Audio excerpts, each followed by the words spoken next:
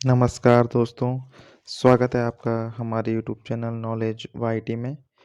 आज हम इस वीडियो में उत्तराखंड अपर पीसीएस के प्रीलिम्स 2016 के पेपर को डिस्कस करेंगे।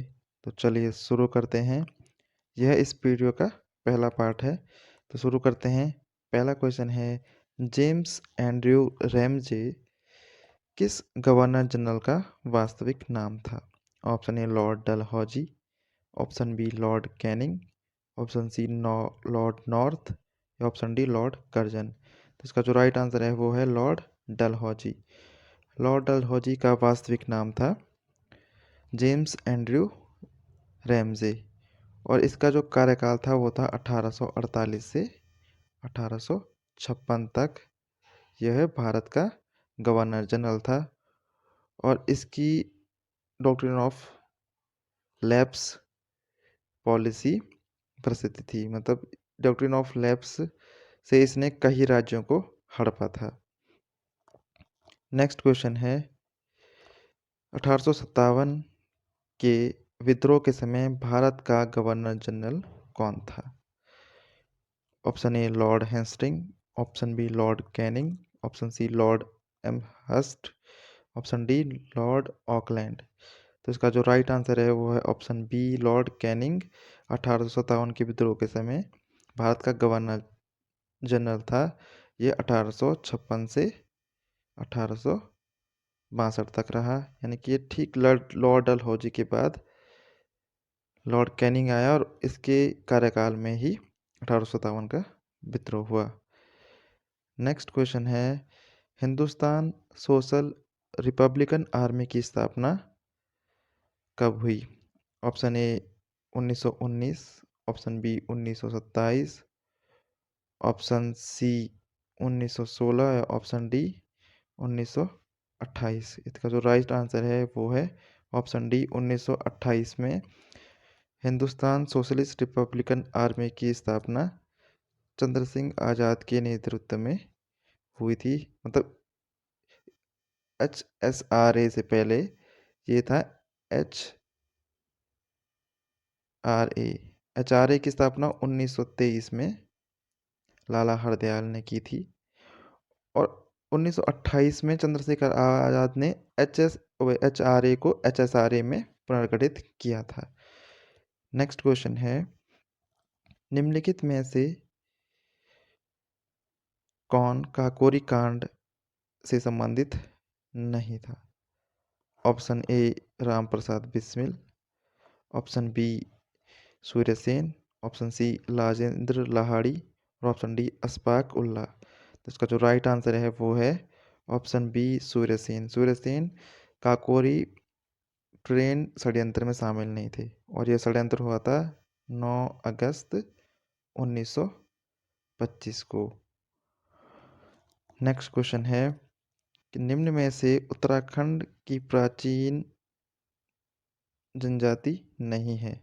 ऑप्शन ए यक्स, option B Nag, option C Khasi, option D किन्नर। तो इसका जो राइट आंसर है वो ऑप्शन सी खासी।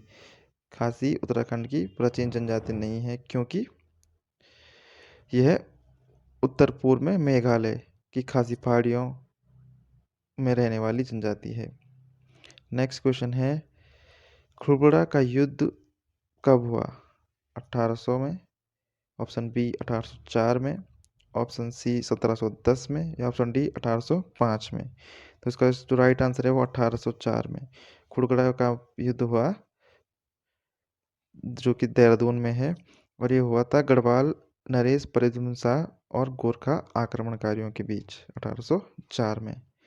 नेक्स्ट क्वेश्चन है कि 1976 में पर्वतीय क्षेत्र के लिए अलग प्रशासनिक भाग बनाने की मांग किसने की? Option A Shridev Suman, option B Badridatt Pande, option C PC Joshi, option D Manvendra Shah. तो इसका जो राइट आंसर है वो ऑप्शन बी बद्रीदत्त पांडे ने 1946 में पर्वतीय क्षेत्र के लिए अलग प्रशासनिक भाग बनाने की मांग की, जिसको कि तत्काल प्रधानमंत्री GB पंत ने खारिज कर दिया। नेक्स्ट क्वेश्चन है, सुगौल की संधि कब हुई? ऑप्शन ए 1800 ईस्वी में, ऑप्शन बी 1803 में, ऑप्शन सी 1805 में या ऑप्शन डी 1815 में। तो इसका जो राइट आंसर है वो है ऑप्शन डी 1815 में सुगौली की संधि हुई थी ईस्ट इंडिया कंपनी और नेपाल के बीच, जो कि आधिकारिक रूप से मान्यता जिसको मिली थी वो थी 4 मार्च 1816 को नेपाल द्वारा इसको आधिकारिक स्वीकृति दी गई थी।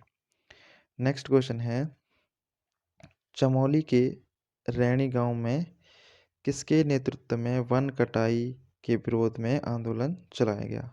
Option A Sunderlal Bahuguna, option B Chandi Prasad Bhatt, option C Gaura Devi या ऑप्शन डी कल्याण रावत। तो इसका जो राइट आंसर है वो है गौरा देवी के नेतृत्व में वन कटाई के विरोध में चमोली में यह आंदोलन चलाया गया था और इस आंदोलन की शुरुआत हुई थी 1973 में। नेक्स्ट क्वेश्चन है, परवार वंश का संस्थापक कौन था? Option A Ajaypal, option B Kanakpal, option C Kanakrao या ऑप्शन डी जगतपाल। इसका जो राइट आंसर है वो है ऑप्शन बी कनकपाल। कनकपाल ने परमार वंश की स्थापना की थी 1867 से 918 के बीच में। नेक्स्ट क्वेश्चन है, निम्न में से कौन सा प्राचीन वलित पर्वत नहीं है?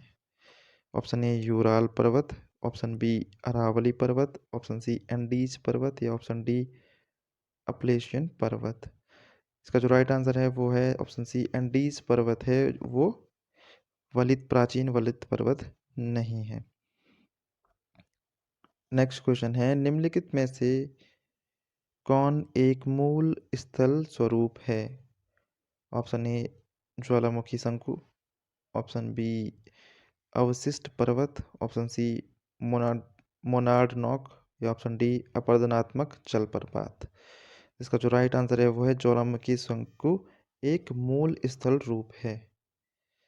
मूल स्थल रूप मतलब पृथ्वी की सतह पर एक ऐसी विशेषता जो भूभाग का भाग है, जो पहले से जो भूभाग में होता है कि। नेक्स्ट क्वेश्चन है, सर्वाधिक सार्वजनिक सर्वाधिक तटीय अपरदन किससे होता है? ऑप्शन ए लहरों से, ऑप्शन बी ज्वार भाटा से, ऑप्शन सी धाराओं से या ऑप्शन डी सुनामी लहरों से। उसका जो राइट आंसर है वो है ऑप्शन ए लहरों से। लहरों से सर्वाधिक तटीय अपरदन होता है क्योंकि लहरें आती जाती रहती हैं। नेक्स्ट क्वेश्चन है, वायुमंडल में की सबसे निचली परत कौन सी है? ऑप्शन ए समताप मंडल, ऑप्शन बी ओजोन मंडल, ऑप्शन सी आयन मंडल और ऑप्शन डी क्षोभ मंडल। इसका जो राइट आंसर है वो है ऑप्शन डी क्षोभ मंडल सबसे निचली परत है। क्षोभ मंडल के ऊपर है समताप मंडल, समताप मंडल के ऊपर है मध्य मंडल, मध्य मंडल के ऊपर है बाह्य मंडल और बाह्य मंडल के ऊपर है बहिर्मंडल। नेक्स्ट क्वेश्चन है, पृथ्वी की भूमध्य रेखीय परिधि कितनी है? Option A 31,000 kilometre, option B 40,000 kilometre, option C 50,000 kilometre या ऑप्शन डी 64,000 किलोमीटर। तो इसका जो राइट आंसर है वो 40,000 किलोमीटर लगभग, यानी कि जो पृथ्वी की भूमध्य रेखा पर परिधि है वो है 40,075 किलोमीटर। नेक्स्ट क्वेश्चन है, निम्न महासागरीय धाराओं में से कौन सी प्रशांत महासागर से संबंधित नहीं है? ऑप्शन ए कनारी या Canary, option B Kuroshio, option C California, option D Humboldt. तो इसका जो राइट आंसर है वो ऑप्शन ए कनारी या कैनरी।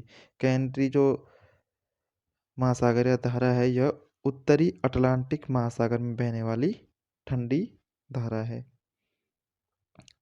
नेक्स्ट क्वेश्चन है, साप्टा यानी कि दक्षिण एशियाई वरीयता व्यापार समझौता का गठन किस वर्ष हुआ था? Option A 1977, option B 1993, option C 1985 और ऑप्शन डी 1993। 1996। तो इसका जो राइट आंसर है वो है ऑप्शन बी, 1993 को साप्टा का गठन हुआ था।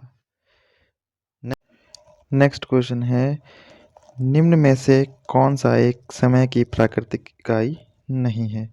ए उष्णकटिबंधीय वर्ष, बी चंद्रमास, सी मानक समय और डी दिवस। तो इसका जो राइट आंसर है वो है मानक समय, क्योंकि मानक समय किसी भी देश की कानून द्वारा निर्धारित किया जाता है, ये प्राकृतिक नहीं है। उष्णकटिबंधीय वर्ष प्राकृतिक है, क्योंकि उष्णकटिबंधीय वर्ष का मान होता है 365 दिन 5 घंटे 48 मिनट। चंद्रमा को अपने प्रत्येक चरण से गुजरने में लगता है, उसको चंद्रमास कहते हैं। और दिवस तो हमको पता है, दिन, एक दिन में जितना भी समय होता है। नेक्स्ट क्वेश्चन है, बादल परिणाम है किसका? ऑप्शन ए वाष्पीकरण, ऑप्शन बी सामान्य ताप ह्रास दर का, ऑप्शन सी कैटाबैटिक ह्रास दर, या ऑप्शन डी संघनन। तो इसका जो राइट आंसर है वो है ऑप्शन डी संघनन। संघनन से बादल बनते हैं। नेक्स्ट क्वेश्चन है, निम्नलिखित में से कौन सा एक युग्म गलत है? ऑप्शन ए डोडी ताल उत्तरकाशी, ऑप्शन बी देवरिया ताल टिहरी, ऑप्शन सी वेनी ताल चमोली, या ऑप्शन डी वासुकी ताल रुद्रप्रयाग। तो इसका जो राइट आंसर है वो है बी देवरिया ताल टिहरी। देवरिया ताल टिहरी में नहीं है, रुद्रप्रयाग में है।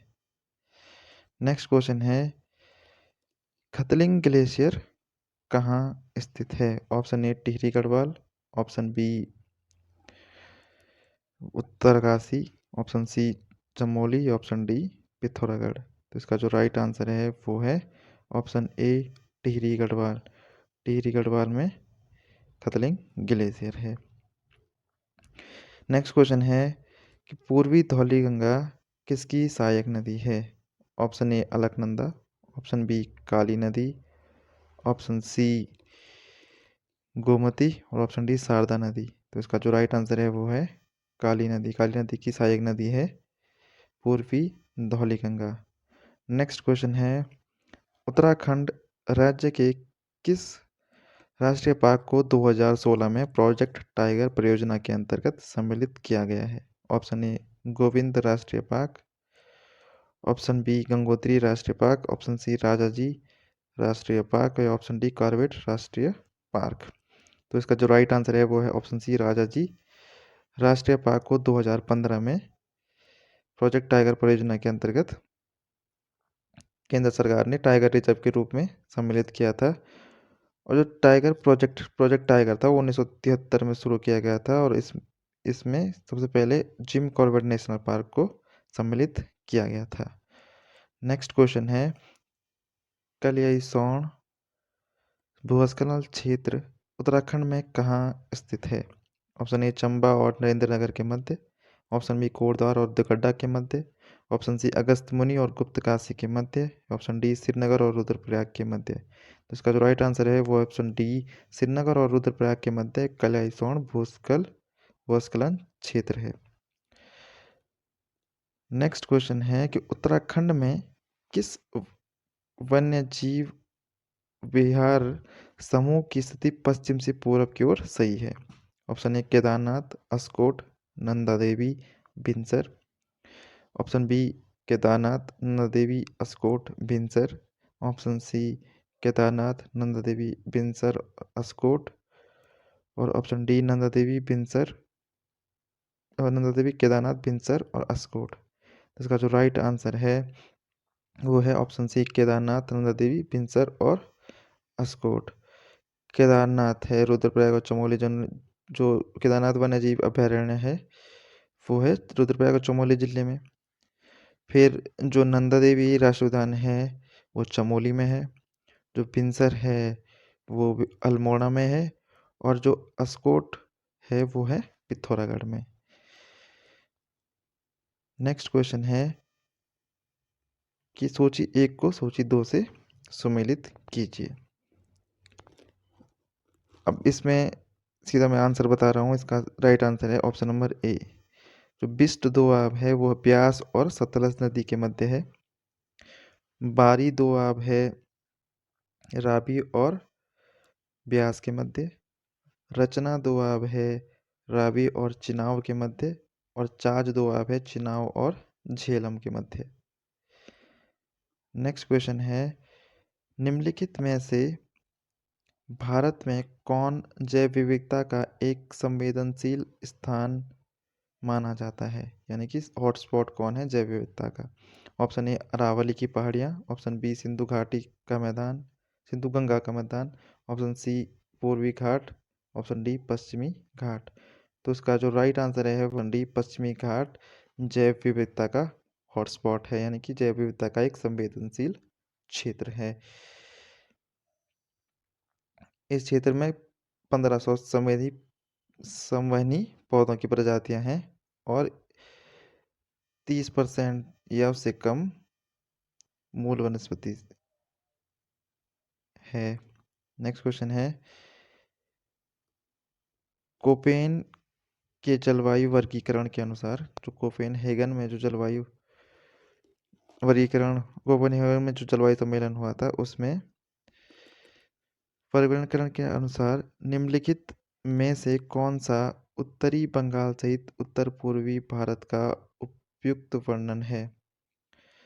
ऑप्शन ए उष्ण कटिबंधीय मानसून वर्षा वन, ऑप्शन बी उपोष्ण कटिबंधीय मानसून वर्षा वन, ऑप्शन सी उष्ण कटिबंधीय आर्द्र एवं शुष्क जलवायु, या ऑप्शन डी शुष्क सर्दी सहित आर्द्र उपोष्ण जलवायु। तो इसका जो राइट आंसर है वो है ऑप्शन डी शुष्क सर्दी सहित आर्द्र उपोष्ण जलवायु।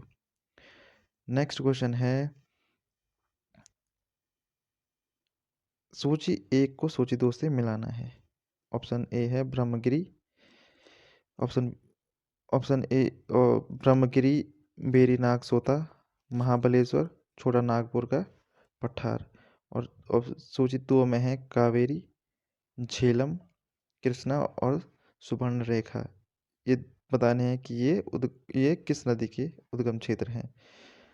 तो इसका जो राइट आंसर है वो है ऑप्शन नंबर बी, ब्रह्मगिरी की पहाड़ी से निकलती है कावेरी, बेरीनाग सोता या बेरीनाग झरने से निकलते हैं झेलम, महाबलेश्वर से निकलती है कृष्णा और छोटा नागपुर के पठार से निकलता है सुवर्ण रेखा।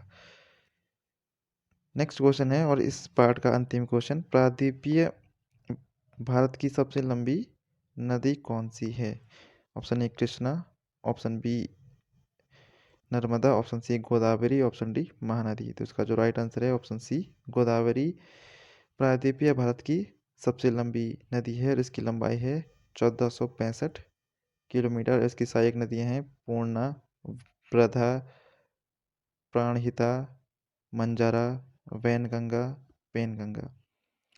तो आशा करता हूँ कि आपको ये वीडियो अच्छा लगा हो और इसके नेक्स्ट पार्ट को देखने के लिए चैनल को सब्सक्राइब करें, वीडियो को लाइक करें। धन्यवाद।